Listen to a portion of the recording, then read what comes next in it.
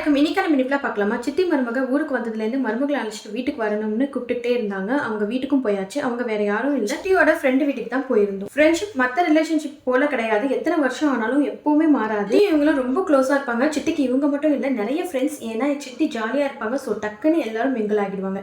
எங்களுக்காக சித்தியோட friends chicken gravy பார்க்கும்போது நல்ல கலர்ஃபுல்லா இருந்துச்சு. களியா, மாங்காய் பச்சடி, சீனத்துவை, தால்ச்சா, egg fry, mutton gravy, chicken 65 இதெல்லாம் தான் எங்களுக்காக ஒத்தாலா இருந்து சமைச்சு வச்சிருந்தாங்க. சீனத்துவைன்னு ஒரு சில பேர் என்னன்னு யோசிப்பீங்க. இது சாப்பிட்றதுக்கும் ஒரு ப்ரொசீஜர் இருக்கு. கீ ரைஸ் கூட வாழைப்பழம் பச்சடி போட்டு பிசைஞ்சு இது கூட சீனத்துவை ஊற்றி சாப்பிடுவாங்க. இது கூட எக்ஸ்ட்ராவா நான் மாம்பழமும் சேர்த்து சாப்பிட்டு பார்த்தேன். இது சாப்பிட்றதுக்கு அல்டிமேட்டா இருந்துச்சு. இது ஆக்சுவலா சாப்பிட்டு முடிச்சுட்டு கடைசியா ஸ்வீட்டுக்கு பதில் தான் இந்த மாதிரி சாப்பிடணும். செம்மையா இருக்கும். சாப்பிட்ட கலப்புல கொஞ்ச நேரம் ரெஸ்ட் எடுத்துட்டு ஷாப்பிங் பண்ண கிளம்பியாச்சு.